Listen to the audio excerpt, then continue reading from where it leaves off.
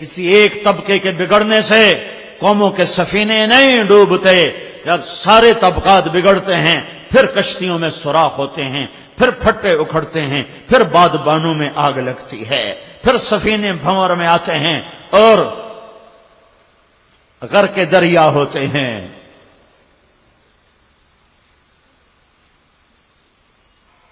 میرے نبی نے فرمایا بہترین مسلمان وہ ہے جو بیوی سے اچھا سلوک کرتا ہو. میرے نبی نے فرمایا جس کو اللہ نے 2 بیٹیاں دی، 3 بیٹیاں دی، اس نے ان کی شادی کی، وہ جنت میں میرا ساتھی. ایک صحابی نے کہا یا رسول اللہ 3 نہ ہوں 2 ہوں تو پھر؟ کہ جس نے 2 کو رخصت کیا وہ جنت میں میرا ساتھی. ایک صحابی نے کہا یا رسول اللہ 2 نہ ہو 1 ہو تو پھر کیا کیا جائے؟ کہ جس نے 1 بچی کو رخصت کیا وہ جنت میں میرا ساتھی. میرے نبی نے فرمایا جس کو اللہ نے 2 بہنیں دی اس نے بہنوں کا حق دیا. تمہارے پنجاب میں کوئی بہنوں کو حق نہیں دیتا، سارا بھائی خود کھا جاتے ہیں. بہنوں سے انگوٹھے لگوا لیتے. یہ ہمارے ذمہ دار اتنا ظلم کرتے ہیں، بہنوں سے زبردستی انگوٹھے لگوا کر زمینیں اپنے نام کرواتے ہیں. ظالم پر ظالم آتا ہے، ظالم پہ جنید بغدادی تھوڑا ہی آئے گا. اور میرے نبی نے فرمایا جس کو اللہ نے 2 بہنیں دی اس نے بہنوں کا حق دیا. شادی کی باپ بن کے، باپ مر گیا یہ باپ بنا، اس نے بہنوں کا حق دیا. جو باپ کی وراثت میں بنا، روپیہ بنا یا لاکھ بنا، مرلہ بنا یا مربع بنا، بہن کے حوالے کیا. یہ پتہ پنجاب کے ذمہ دار کیا کہتے ہیں؟ ساڈی زمین دوے بوئے تے کیوں جاوے، ساڈی زمین دوے بوئے تے کیوں جاوے. پاگل دیوانے، یہ زمین تیری ہے، تیرے باپ کی ہے، تجھے اللہ نے دی ہے. تیری زمین تو 4 مرلے بھی نہیں، 4 گز بھی نہیں، 4 ہاتھ تیری زمین ہے جہاں تجھے دبا کے کیڑوں کے حوالے کر دیا جائے گا اور تہے خاک تو چورا چورا ہو کے رہ جائے گا. یہ تیری زمین ہے. تو میرے نبی نے فرمایا جس کو اللہ نے 2 بہنیں دیں اس نے ان کا حق دیا، ان کی شادی کی. شادی کے بعد بھی ان پہ خرچ کرتا رہا تو اس پہ جنت واجب ہو گئی.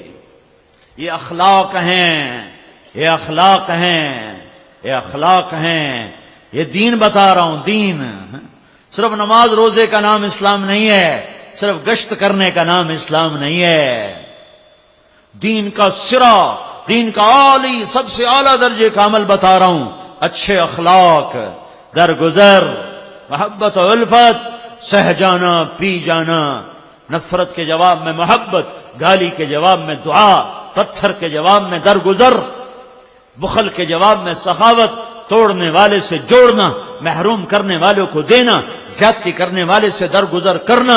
میرا نبی فرماتا ہے یہ تم کر لو میری ضمانت ہے جنت الفردوس میں گھر لے کر دوں گا.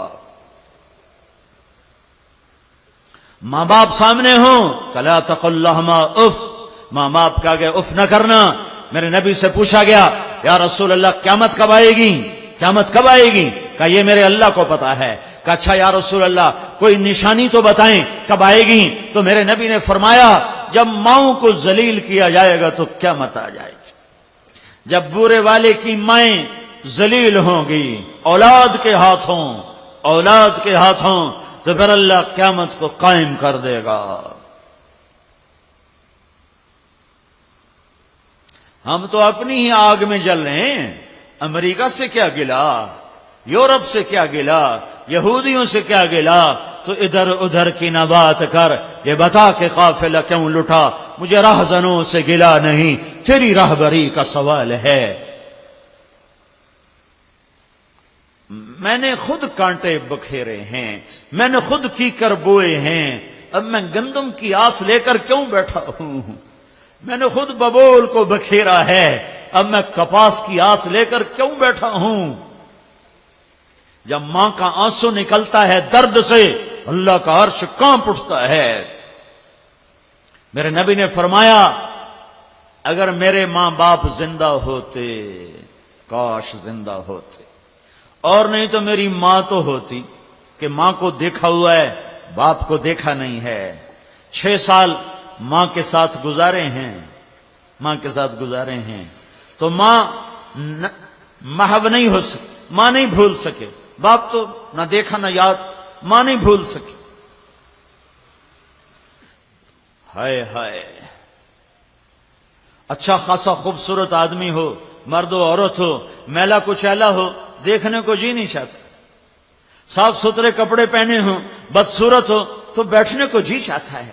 اسلام سے خوبصورت زندگی کوئی نہیں، پر اس کا داغ ہے، اس کا میل ہے، اس کے دھبے ہیں. بد اخلاق ہونا، بد زبان ہونا، دل میں بغض کو پالنا. اپنے اسلام کو خوبصورت بناؤ، اپنی تبلیغ کو خوبصورت بناؤ، اپنی نمازوں کو خوبصورت بناؤ، اپنے گھر کو خوبصورت بناؤ، اپنی تجارت کو خوبصورت بناؤ، اپنی سیاست کو خوبصورت بناؤ، زبان کے میٹھے بول کے ساتھ اور دل کو بغض سے پاک رکھنے کے ساتھ.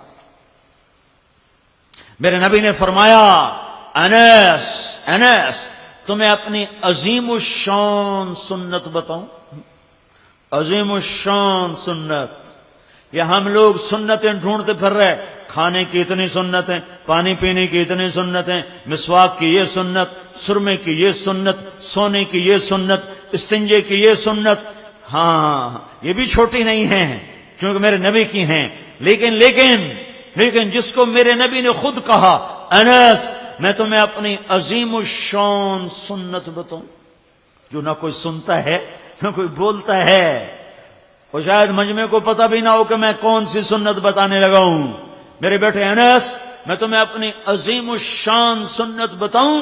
کہ جی یا رسول اللہ. کا دل کو مسلمانوں کے بغض سے صاف رکھا کر.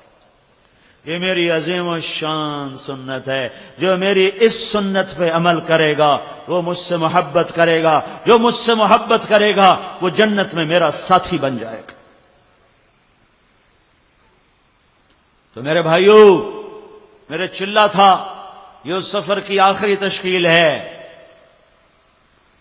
تو میں نے تھوڑی سی لمبی بات کی ہے کہ احباب جمع ہے میر حال دل کہہ لے، پھر التفات دلے دوستاں رہے نہ رہے. اپنے اللہ کو اپنا مطلب بناؤ، اس تک پہنچنے کے لیے محمد مصطفیٰ صلی اللہ علیہ وسلم کی پاک زندگی کو وسیلہ بناؤ. اور آپ کی زندگی دو چیزوں کا مجموعہ ہے جس کو میں نے تھوڑا سا پھیلایا ہے. ایک اللہ سے جوڑنے کا سبب ہے وہ بندگی ہے، ایک بندوں سے جوڑنے کا سبب ہے وہ اخلاق ہیں. جہاں سے ناگواری آئے اللہ کے لیے سہ جاؤ. بیوی سے آئے سہ جاؤ، اولاد سے بھی آئے تو سہ جاؤ، ماں باپ سے آئے، بھائی سے آئے، دوستوں سے آئے، خامن سے آئے، بہن سے آئے، بیٹے سے آئے، دوست سے آئے، سہ جاؤ. اللہ کی قسم تمہارا دل اللہ ایسا ٹھنڈا کر دے گا کہ ہمالیہ کی برف میں بھی وہ ٹھنڈک نہ ہوگی جو تمہارے سینے میں اللہ ٹھنڈک بھر دے گا. غصہ نکالنے کا بھی ایک مزہ ہے اور پی جانے کا اس سے بھی بڑا مزہ ہے. اس زندگی کو عام کرو، یہ دعوت کی محنت ہے، یہ ختم نبوت کی محنت ہے. یہ تبلیغی جماعت کا اجتماع نہیں ہو رہا، یہ ختم نبوت والوں کا اجتماع ہو رہا ہے. یہ 40 دن کے لیے جانے والا کوئی تبلیغی جماعت کا آدمی نہیں ہے، یہ لا الہ الا اللہ محمد الرسول اللہ کہنے والا ہے، یہ ختم نبوت کا ماننے والا ہے. یہ 3 دن کے لیے جماعت میں جانے والا، اس کا کلمہ کوئی نیا نہیں ہے، وہی ہے. یہ شراب کہن ہے، اس کا نشہ اور ہے. یہ 7 مہینے کے لیے باہر جانے والا، یہ سال کے لیے باہر جانے والا، اس کی شریعت کوئی اور نہیں ہے، وہی ہے جو میرے رب نے آسمان سے اتاری ہے. ہاں اللہ کا فضل ہوا، اسے بھولا سبق یاد آ گیا، اسے بھولا سبق یاد آ گیا کہ انہیں پیغام حق کو لے کر پھرنا ہے. یہ سمت کی سب سے خوبصورت ادا ہے، سب سے بڑا عمل ہے. اسی پر اس امت کا سب سے عظیم درجہ ہے. موسیٰ علیہ السلام نے پوچھا، یا اللہ میری امت سے بہتر کوئی امت ہے؟ میری امت پر بادلوں کا سایہ، من و سلوہ کھلایا. میرے اللہ نے کہا، موسیٰ میرے محبوب محمد کی امت کو ساری امتوں پر وہ عزت حاصل ہے جو مجھے اپنی مخلوقات پر حاصل ہے. میرے بھائیو، آج توبہ کرو، آج توبہ کرو، اللہ سے صلح کرو، اور جا کے لوگوں سے توبہ کرواؤ، اور اس کو مناؤ کہ وہ روٹھ گیا، ہم مارے گئے، برباد ہو گئے، وہ راضی ہو گیا، ہمارے کام بن گئے۔ اجتماع تو ایک عنوان ہے محنت کا کہ لوگوں کو جمع کر کے نکالا جائے، ایک عنوان ہے، یہ تو 24 گھنٹے کا کام ہے، پل پل کا کام ہے، دم دم کا کام ہے، قدم قدم کا کام ہے، کرتے کرتے مر جاؤ۔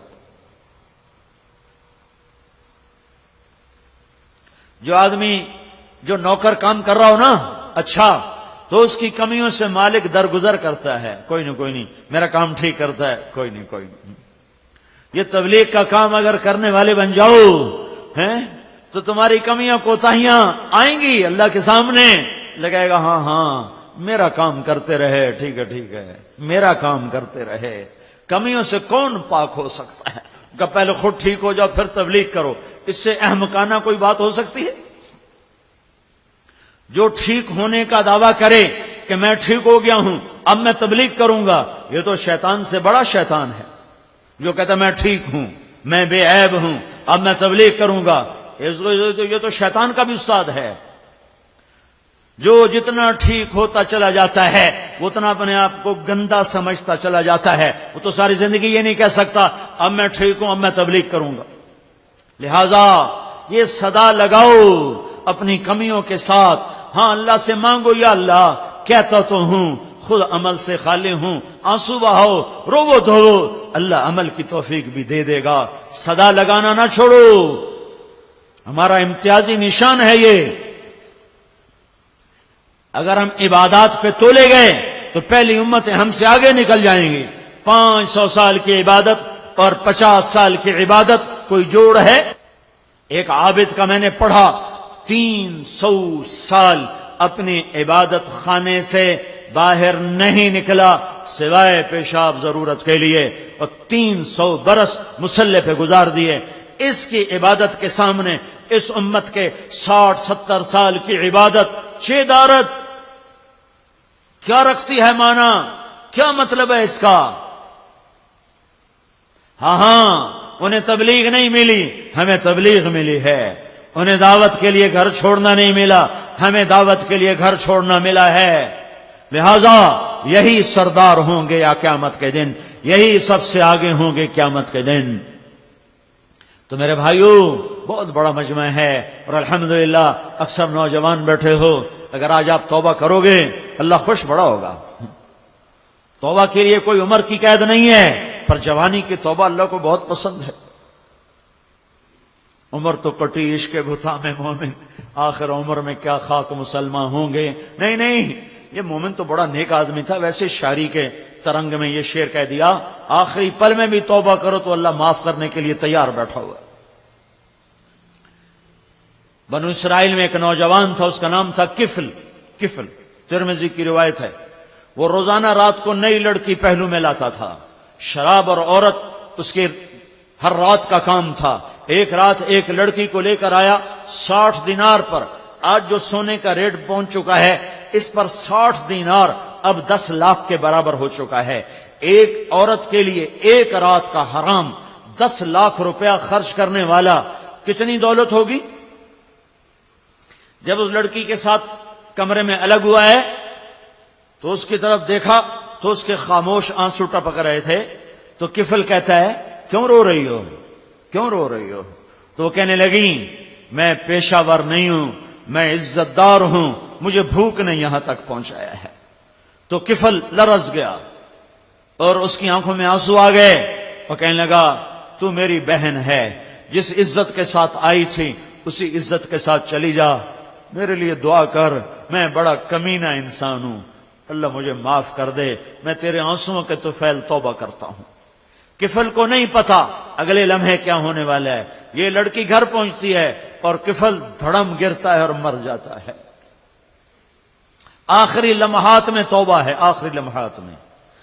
اب کل اگر اس کا مردہ لاشا ملتا ہے تو کوئی اس کو نہلانے نہیں آئے گا، کوئی اس کو کفن دینے نہیں آئے گا، کوئی اس کی میت نہیں اٹھائے گا۔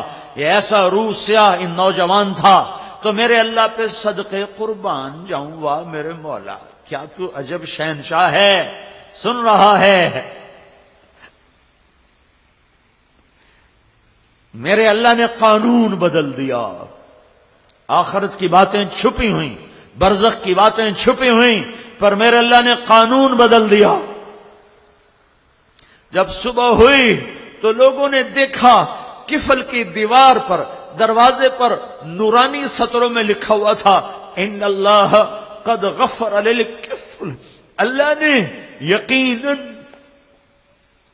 کفل کو معاف کر دیا ہے، جاؤ جنازے کا انتظام کرو، جاؤ کفن دفن کا انتظام کرو، رب کی رحمت اسے اپنی چھاؤں میں لے چکی، وہ اللہ کی رحمت کی جھولی میں آ چکا ہے۔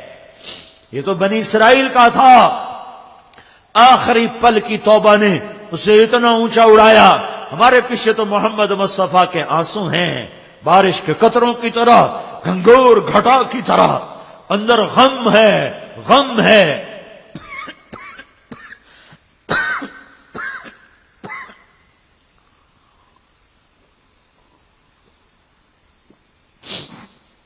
تو میرے بھائیوں، ہماری توبہ تو بڑی جلدی قبول ہوگی، تو نیت کرتے ہو آج اللہ سے صلح کر لیں، کیا خیال ہے؟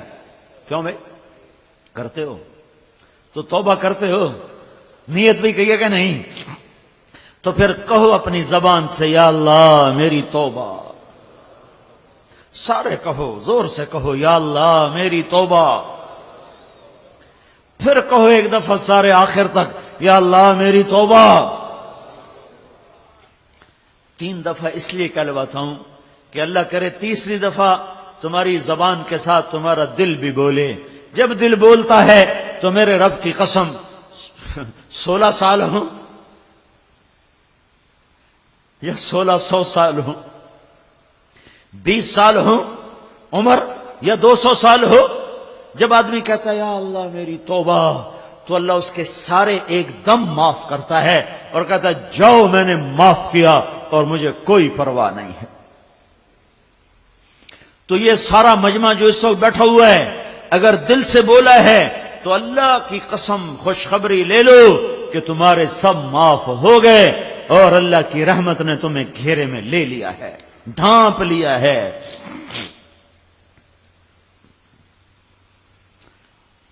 اب اگر دوبارہ کبھی توبہ ٹوٹ جائے تو پریشان نہ ہونا، شیطان چکر دے گا، ایسی توبہ کا کیا فائدہ، ادھر کی اور ادھر توڑ دی، ہاں جب ٹوٹے پھر آ جانا، جب ٹوٹے پھر آ جانا، جب ٹوٹے پھر آ جانا۔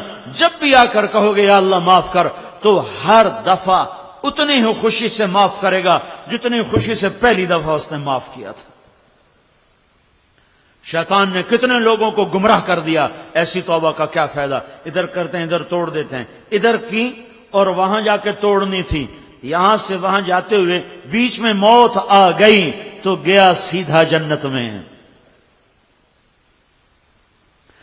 میرا چلہ شروع ہوا بہاول نگر سے، تو بہاول نگر میں بیان کیا تو یہ میں کہلواتا ہوں، تو وہاں سے مجمع رخصت ہوا، ایک آدمی مرکز سے نکلا اور چوک میں پہنچا ہے، گھر کی طرف مڑنا تھا کہ ہارٹ اٹیک ہوا، وہیں سے لے گئے ہسپتال، تو وہاں جا کے جان کی بازی ہارا، توبہ کر کے اٹھا اور سیدھا گیا جنت میں۔